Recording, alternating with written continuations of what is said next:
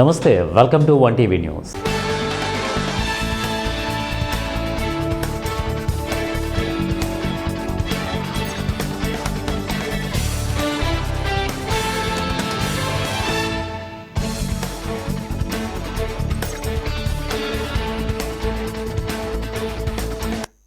రెండు 2019-2024 మధ్యకాలం రాష్ట్రానికి గడ్డుకాలమని, ఆ సమయంలో రాష్ట్రంలోని ఇండస్ట్రీలను విధ్వంసం చేశారని సీఎం చంద్రబాబు నాయుడు అన్నారు. 17 నెలల తమ పాలనలో రాష్ట్రానికి 20 లక్షల కోట్ల పెట్టుబడులను ఆకర్షించామని చెప్పారు. విశాఖలో 2 రోజులు CII సమ్మిట్లో రాష్ట్రానికి వచ్చిన పెట్టుబడుల గురించి వివరాలను సీఎం వెల్లడించారు. Visakha CII summit super hit అయిందని, దీనిని ఎంతో చారిత్రాత్మకంగా నిర్వహించామని అన్నారు. సదస్సులో పెట్టుబడులతో పాటు చర్చలకు ప్రాధాన్యం ఇచ్చినట్లు పేర్కొన్నారు.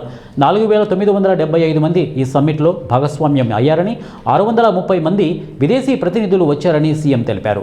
ఈ సమ్మిట్లో 613 MOUలు జరగగా రాష్ట్రానికి కొత్తగా 13.25 లక్షల కోట్ల పెట్టుబడులు వచ్చాయని వెల్లడించారు.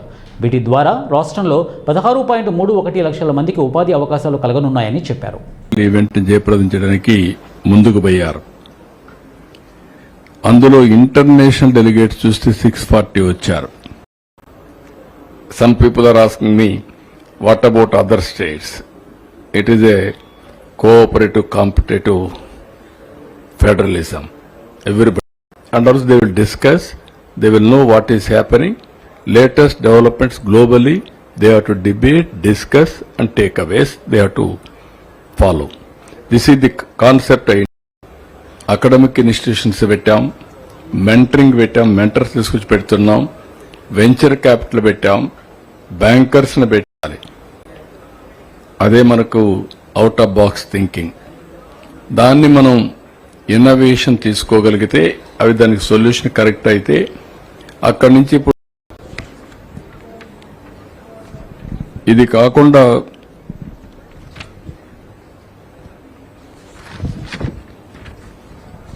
దీని యొక్క అవుట్కమ్ చూస్తే దగ్గర 17 నెలలు అయింది ప్రభుత్వం వచ్చి. ఈ 17 నెలల ప్రభుత్వంలో 20 లక్షల. జయశంకర్ భూపాలపల్లి జిల్లా మారుమూల మండలమైన పలిమేలలోని లెంకలగడ్డ గ్రామంలో చెన్నూరి వెంకటస్వామి, రాజేందర్, సుధాకర్ ఆధ్వర్యంలో నిరుపేదలకు, వికలాంగులకు, వృద్ధులకు ఉచితంగా స్వెటర్లు పంపిణీ చేశారు. చలికి వణుకుతున్న బాధలను చూసి చలించిన అన్నదమ్ములు తమకు ఉన్నదానిలో కొంత డబ్బులను ఖర్చు పెట్టి తమ మంచి మనసుని చాటుకున్నారు.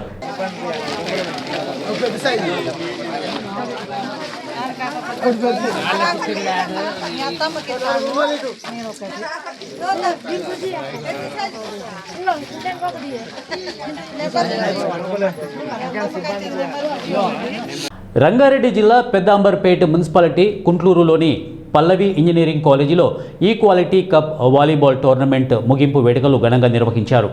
ఈ కార్యక్రమానికి ముఖ్య అతిథిగా శ్రీ శ్రీ శ్రీ త్రిదండి రామానుజ చిన్నజీయర్ స్వామి, ఎమ్మెల్సీ మల్కా కొమరయ్య పాల్గొని విజేతలకు బహుమతులు ప్రదానం చేశారు.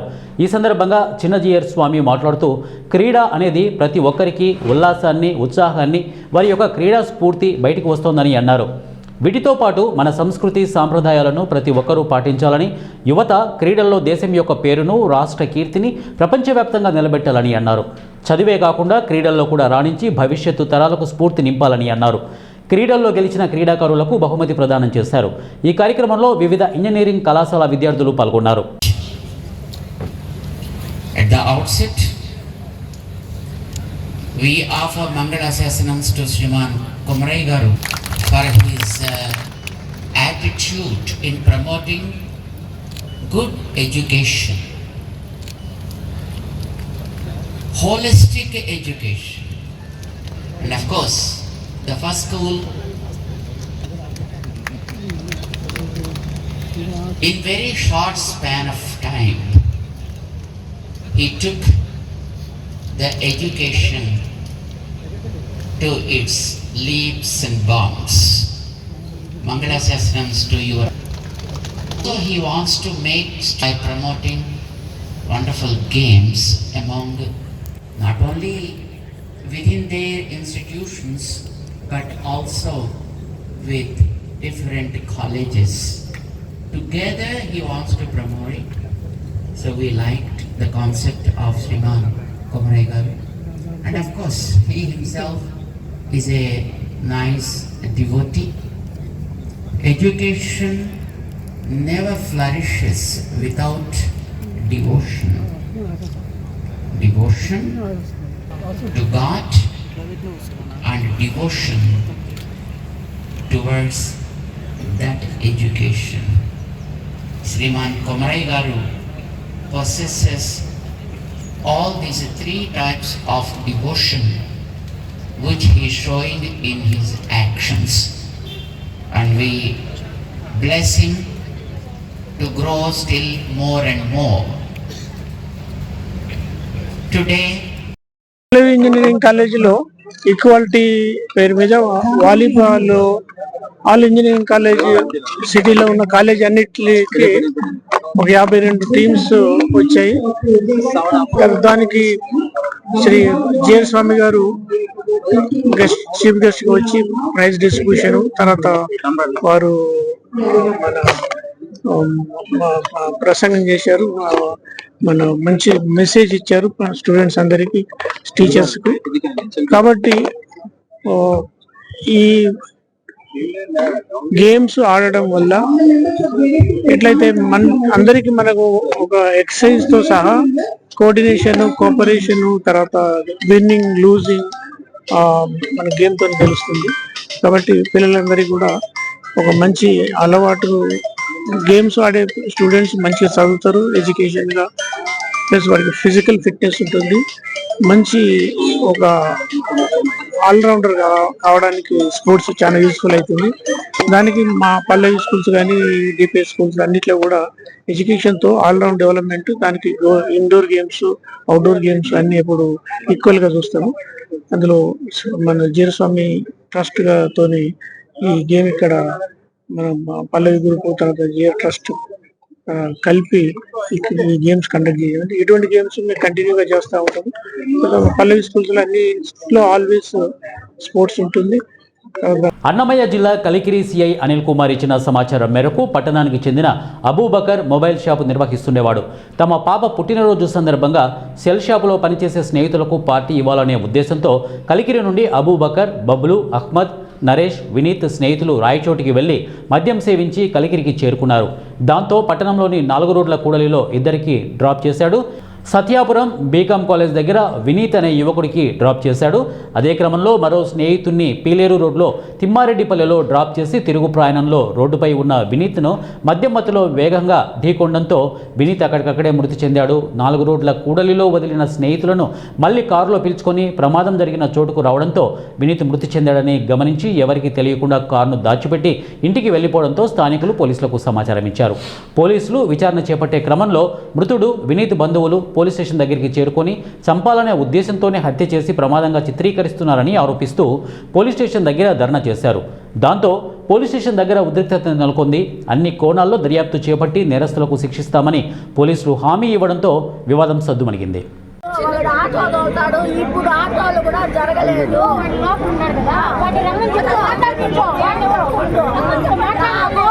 ఇల్లు జరిగేది కూడా కష్టము. నా బిడ్డే సంపాదించి మమ్మల్ని సాగుతా ఉన్నాడు. నా ముందు అప్పులు చేసి ఆ జీతానికి కూడా లోన్లు పెట్టిన దానికి 2.5 నేనే కట్టాలి బ్యాంకింగ్. ఇంకా ఏ విధంగా నేను బ్యాంకింగ్ కట్టు, ఏ విధంగా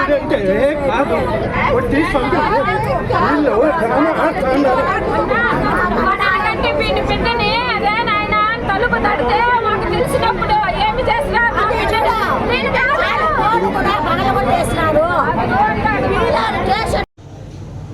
నిన్న నైట్ ఈ కలికిరి మండలానికి సంబంధించిన ఒక 5 వ్యక్తులు ఫ్రెండ్స్ వాళ్ళ కొడుకు పాప బర్త్డే అని చెప్పిన చూసి అబూబకర్ అనే అతను సెల్ పాయింట్ నడుపుతాడు. వాళ్ళ యొక్క పాప బర్త్డే అనే ఉద్దేశంతో అందరికీ పార్టీ ఇవ్వాలని చెప్పి అతని దగ్గర పనిచేసే వాళ్ళకు వినీత్, తర్వాత బబ్లు, ప్లస్ మిగతా 2 ఫ్రెండ్స్ నరేష్, అహ్మద్ అనేవాళ్ళు మొత్తం మదనపల్లి ఇక్కడి నుంచి కలికిరి నుంచి రాయచోటికి వెళ్ళి అక్కడ పోయి మద్యం సేవించి తర్వాత తిరిగి ఇక్కడికి కలికిరికి వచ్చి ఈ యొక్క అబూబకర్ అనే వ్యక్తి ఇక్కడ డ్రాప్ చేశాడు అందరినీ కూడా కారులో వచ్చిన తర్వాత ఎవరి ఇంటి దగ్గర వాళ్ళని వదులుతూ ఈ ఒక బబ్లు అనే అతను కారు తెచ్చుకొని అంతా వదులుతూ వచ్చాడు. వినీతి అనే అతన్ని సీకాం కాలేజ్ కలికిరి అక్కడ డ్రాప్ చేశాడు. తర్వాత నెక్స్ట్ పీలే రోడ్డులో ఒకతను ఉంటాడు నరేష్ అని చెప్పి, అతను కూడా డ్రాప్ చేశారు అక్కడ. తర్వాత తిరిగి వచ్చే క్రమంలో ఈ వినీత్ అనే వ్యక్తి తన ఇంట్లోకి పోకుండా రోడ్డు పైన ఉంటే ఆ రోడ్డు పైన ఇతను బబ్లు అనే వ్యక్తి కొట్టేసినాడు. కారు మధ్యలో చాలా స్పీడ్గా తోలుతూ కొట్టేసింది ఎవరని చెప్పి కూడా తెలియకుండా తర్వాత తిరిగి వెళ్ళి ఇక్కడ కలికిరి క్లాస్లో వాళ్ళ ఫ్రెండ్ ఎవరైతే ఇక్కడ డ్రాప్ చేశారో అహ్మద్ అని చెప్పిన అతన్ని తిరిగి తీసుకొచ్చిన అక్కడికి చనిపోయిన ప్లేస్కు వెరిఫై చేసిన తర్వాత మన ఫ్రెండే అని చెప్పిన ఉద్దేశంతో భయపడి అక్కడ ఉండే కారు వాళ్ళు ఇద్దరు వ్యక్తులు కూడా తిరిగి కలికిరికి వచ్చేసి కారు వచ్చేసి ఈ యొక్క R&B బంగ్లా వెనకాల దాచిపెట్టేసి ఇంటికి వెళ్ళిపోయి పడుకున్నారు. తర్వాత అక్కడ ఉండే లోకల్ విట్నెస్ ఎవరైతే ఆ యాక్సిడెంట్ చూసినాడో అబ్బాయి, తర్వాత ధర్మతేజ అనే అబ్బాయి, ఆ కారు గుద్దిన సౌండ్ వచ్చింది కాబట్టి మాకు ఈ విధంగా ఎవరినో కొట్టారు కారులో అని చెప్పిన ఉద్దేశంతో నేను అక్కడ లోకల్ పోలీసుకు. కృష్ణా జిల్లా పెడనలో జరిగిన పైడమ్మ అమ్మవారి జాతర ఉత్సవాల వేలంపాటలో అన్యమతస్థులు పాటలో పాల్గొన్నారు అని సోషల్ మీడియాలో పోస్ట్ చేసినందుకు నాదెళ్ల కోటేశ్వరరావుని పెడన పోలీసులు రాత్రి 11 గంటలకు అరెస్టు చేశారు. హిందూ సంఘాలు మరి కాసేపట్లో పోలీస్ స్టేషన్కు భారీగా చేరుకున్నాయి. అరెస్టు చేసిన కృష్ణా జిల్లా హిందూ చైతన్య వేదిక అధ్యక్షులు నాదెళ్ల కోటేశ్వరరావుని 10 గంటలకు రిలీజ్ చేస్తామని సిఐ నాగేంద్ర ప్రసాద్ తెలిపారు. ఎవరెవరో కనిపిస్తున్నారు, ఏం చేసేదేం లేదు. ఎన్కుదురుపేటలో మదర్సాలు ఏం జరుగుతుందో తెలియదు, రాత్రి మైకులు ఏం జరుగుతుందో తెలియదు. మరి ఇంకేం దీనికి కంప్లైంట్ ఇచ్చింది ఎవరు లేరు, ఎవిడెన్స్ లేదు, కంప్లైంట్ లేదు. మీడియాని బట్టి ఏం చూస్తావు నువ్వు? అది దాన్ని ఎక్కడ డిసైడ్ చేస్తావు నువ్వు? వచ్చిన వాట్సాప్ మెసేజ్ బట్టి ఎక్కడ కంక్లూజన్కి వస్తాం మనం? ఒక రిపోర్ట్ ఇవ్వకుండా, కంప్లైంట్ ఇవ్వకుండా, ఎవిడెన్స్ లేకుండా ఒక మీడియా రిపోర్ట్ని బట్టి దీన్ని బట్టి ఫేస్ చేసుకుని ఎలా ఎఫ్ఐఆర్ కడతారు మీరు? సరే చెయ్యండి 41 నోటీసు. ఎప్పుడు 41 నోటీసు? రాత్రి 11ంటికి తీసుకురావటం ఏంటి? ఇప్పుడు వరకు ఏమిటిది?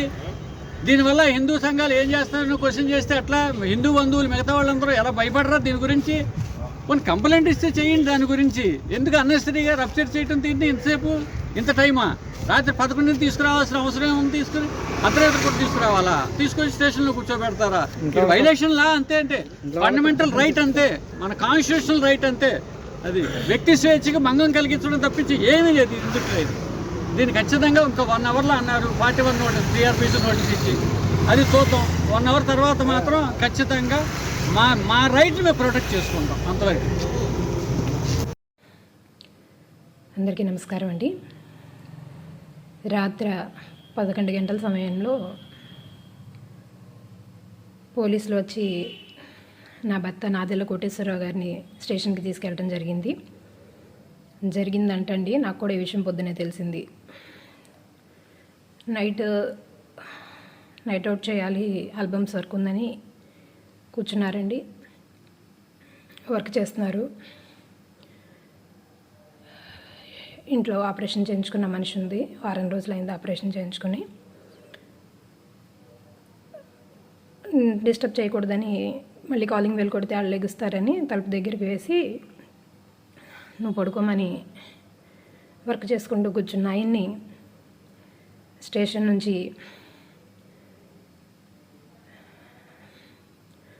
సిఐ గారు ఇంకా స్టేషన్ పెద్దలు ఎవరో వచ్చి తీసుకువెళ్ళారంట.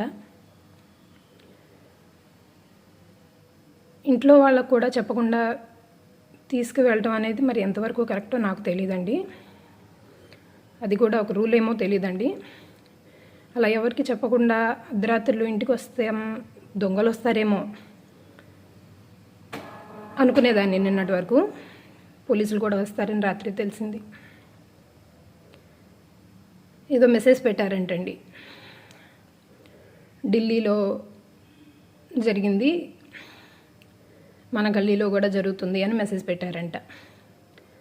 ఆ మెసేజ్ కోసం రాత్రి తీసుకెళ్ళిన మనిషిని పొద్దున్న వరకు స్టేషన్లోనే ఉంచారు.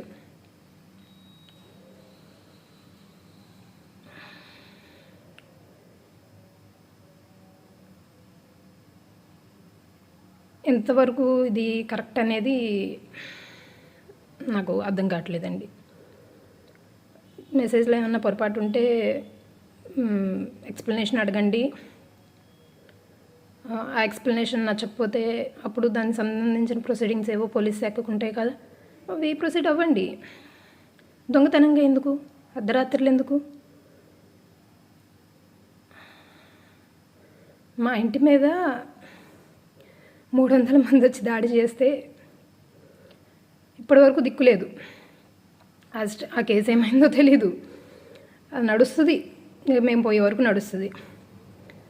అందులో ఇంకో కేసు ఏంటంటే మా మీద పెట్టింది, నేను మా ఆయన కలిసి ఆ 300 మందిని డొక్కల్లో కొట్టామంటండి.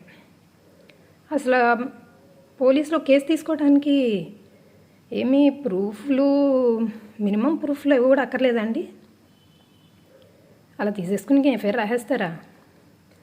ఎఫ్ఐఆర్లో రాశారు, నేను మా ఆయన కలిపి 300 మందిని డొక్కల్లో కనపడకుండా గుద్దేశామంట. అది ఒక ఎఫ్ఐఆర్. ఆ టైంలో మా మీద ఛార్జ్. సరే, ఏం జరిగినా భగవంతుడున్నాడు, ఆయన ముందు వీళ్ళు ఎంత అనుకున్నామండి. చేసేది మంచి పని అయినప్పుడు భయం ఎందుకు అనే ఒక ధైర్యం ఉండేదండి నాకు. కానీ ఇలా దొంగతనంగా తీసుకువెళ్ళటం, అర్ధరాత్రులు తీసుకువెళ్ళటం, అప్పటికప్పుడు ఇది ఎంతవరకు అనేది నాకు అసలు అర్థం కావట్లేదండి. ఏం మాట్లాడాలో కూడా తెలియట్లేదు నాకు. ఆర్ఎస్ఎస్ గుండాలన్నప్పుడు కానీ అసలు వాళ్ళెవరి మీద లేని టెన్షను ఈయన మీద ఎందుకు, ఈయన చేసే కార్యక్రమాలు అడ్డుపడాలనా, ఆపాలనా? తొక్కాలని చూస్తే ఇంకా ఎదుగుతారండి ఎవరైనా. ఆయన పని ఆయన చేసుకొనివ్వండి దయచేసి. ఇలా స్టేషన్ నుంచి తీసుకువెళ్ళిపోవటం అనేది, స్టేషన్కి తీసుకువెళ్ళడం అనేది, అర్ధరాత్రులు ఇంట్లో వాళ్ళకు కూడా చెప్పకుండా అలా తీసుకువెళ్ళటం అనేది మాత్రం నాకు చాలా బాధాకరంగా ఉందండి. ఇప్పటికీ కూడా స్టేషన్లోనే ఉన్నారు. నాకేం చేయాలో తెలియట్లేదు. జయశంకర్ భూపాలపల్లి జిల్లా మహదేవ్పూర్ మండలంలోని దక్షిణ కాశీగా పేరుగాంచిన ప్రముఖ పవిత్ర పుణ్యక్షేత్రమైన శ్రీ కాళేశ్వరంలో కార్తీక బహుళ త్రయోదశి సందర్భంగా సోమవారం శ్రీ కాళేశ్వరం ముక్తీశ్వర స్వామి దేవస్థానంలో ప్రదోషకాలంలో నందీశ్వరుడికి అభిషేకం నిర్వహించనున్నట్లు తెలిపారు. కావున భక్తులు సకాలంలో పాల్గొని స్వామివారి కృపకు పాత్రులు కాగలరని ఆలయ అర్చకులు తెలిపారు. నందీశ్వర నమస్తుభ్యం సాంబ్రానంద ప్రదాయక మహాదేవస్య పూజార్థం అనుజ్ఞాం దాతమర్హసి. శ్రీ కాళేశ్వర ముక్తీశ్వర స్వామివారి దేవాలయంలో శ్రీ విశ్వావసనామ సంవత్సర కార్తీక బహుళ త్రయోదశి తేదీ 17/11/2025 సోమవారం రోజున సాయంత్రం 6 గంటలకు ప్రదోషకాలంలో నందీశ్వరునికి అభిషేకం చేయడం జరుగుతుంది. ఈ నందీశ్వరునికి అభిషేకం చేయడం ద్వారా మనకు జాతకంలో తెలియని పట్టి పీడిస్తున్నటువంటి జాతకంలో ఉన్న దోషాలన్నీ కూడా తొలగిపోతాయి.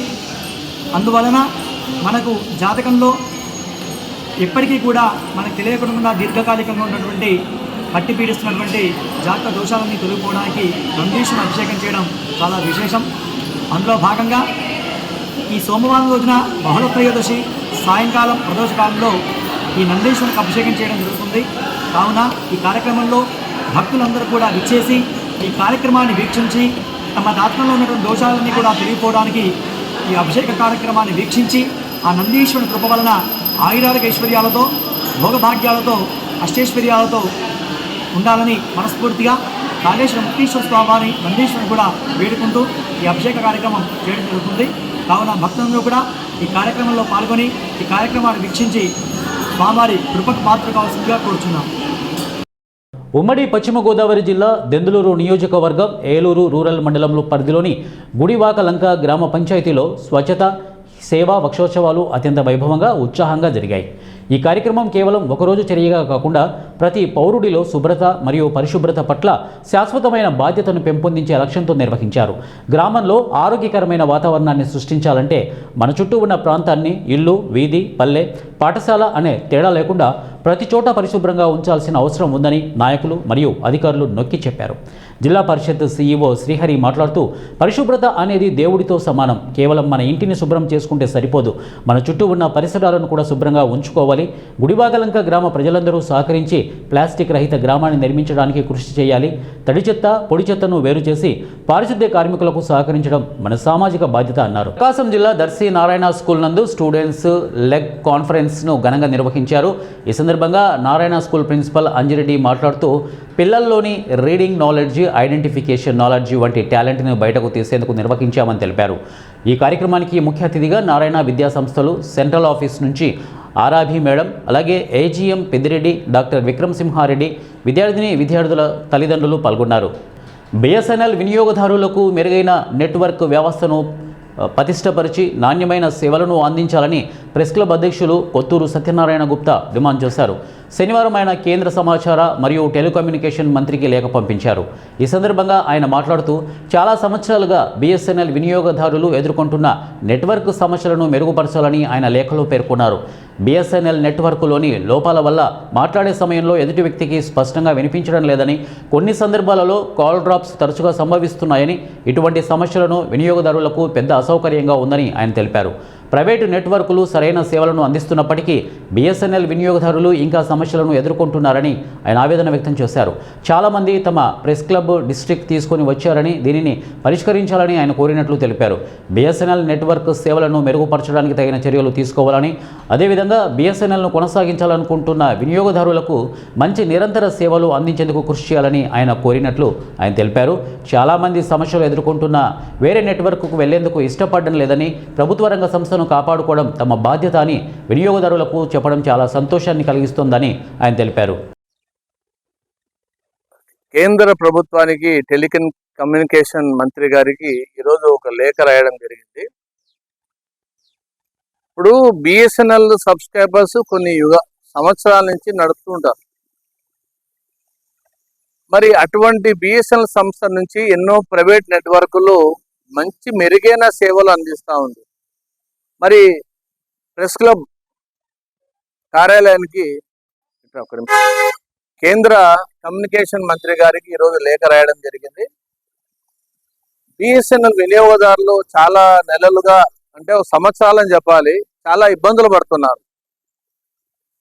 బిఎస్ఎన్ఎల్ సంస్థ నుంచి ప్రైవేట్ నెట్వర్క్ నడుపుతూ మంచి సేవలను వినియోగదారులకు అందిస్తుంటే కన్న తల్లి లాంటి బిఎస్ఎన్ఎల్ సంస్థ నెట్వర్క్ ఎందుకు వినియోగదారులు ఇబ్బంది కలిగిస్తున్నది అనేది ప్రశ్న. చాలామంది ప్రెస్ క్లబ్కి వచ్చి, అన్నా మీరు ప్రెస్ క్లబ్ అధ్యక్షులు కదా, ఇప్పుడు మా బిఎస్ఎన్ఎల్ సబ్స్క్రైబర్ చాలా ఇబ్బందులు పడుతున్నారు, ప్రభుత్వం తీసుకువెళ్ళండి, మాకు చాలా ఇబ్బందులు అవుతున్నాయి, మాట్లాడుతుండగానే డ్రాప్ కాల్స్ అవుతున్నాయి, ఒకసారి కొంతమంది అవతల వాడికి వినిపించడం లేదు, బిఎస్ఎన్ఎల్ వ్యవస్థను ఎందుకు పటిష్టపరచడం లేదు, కాబట్టి మీరు మీడియా ద్వారా ప్రభుత్వానికి తెలిపడమని చెప్పడంతో నేను ఈరోజు లేఖ రాయడం జరిగింది. కేంద్ర టెలికమ్యూనికేషన్ మంత్రి గారికి చిన్న విన్నపం మరోసారి గుర్తు చేస్తున్నా, ఇప్పుడు ఎన్ని ప్రైవేట్ రంగ సంస్థలు టెలికామ్స్ వచ్చినా కూడా ఇంకా వినియోగదారులు బిఎస్ఎన్ఎల్ నమ్ముకొని ఉన్నారు అంటే అర్థం చేసుకోవాలి. అభిమానం ఒక ప్రభుత్వ రంగ సంస్థను కాపాడాలన్న భావనతో జంగారెడ్డిగూడెంలో మద్యం నియంత్రణ చర్యలను బలోపేతం చేయడానికి ఎక్సైజ్ శాఖతో కలిసి ఐపీఎస్ అధికారి సుష్మిత శుక్రవారం విస్తృత సమీక్ష నిర్వహించారు. ప్రజల భద్రతకు మద్యం దుర్వినియోగం తీవ్రమైన సమస్యగా మారుతున్న నేపథ్యంలో అక్రమ విక్రయాలపైన, బహిరంగ ప్రదేశాల్లో సేవనపైన, అలాగే చర్యలకు కఠినతరం చేయాలని ఆమె స్పష్టం చేశారు. జాగ్రత్త లేమితో పెరుగుతున్న వివాదాలు, ప్రమాదాలు నివారించాలంటే కఠిన నియంత్రణ తప్పనిసరి అని ఆమె పేర్కొన్నారు. ఈ సందర్భంగా సుస్మిత ఐపీఎస్ మాట్లాడుతూ బెల్ట్ షాపుల్లోనూ, రోడ్డు పక్కన ఉన్న డాబాల్లోనూ మద్యం విక్రయాలకు పూర్తిగా నిషేధమని గుర్తు చేశారు. చట్టవిరుద్ధంగా అమ్మకాలు జరిగితే సంబంధితులపై కేసులు నమోదు చేసి లైసెన్సులను రద్దు చేసి చర్యలు తీసుకుంటామని తెలిపారు. అక్రమ విక్రయాలపై ప్రత్యేక దళాలను ఏర్పాటు చేసి నిరంతర తనిఖీలు నిర్వహిస్తామని వెల్లడించారు. బహిరంగ ప్రదేశాల్లో మద్యం సేవించడం చట్టపరంగా నేరమని, ఇలాంటి చర్యలు సామాజిక శాంతి భద్రతకు భంగం కలిగిస్తాయని ఆమె హెచ్చరించారు.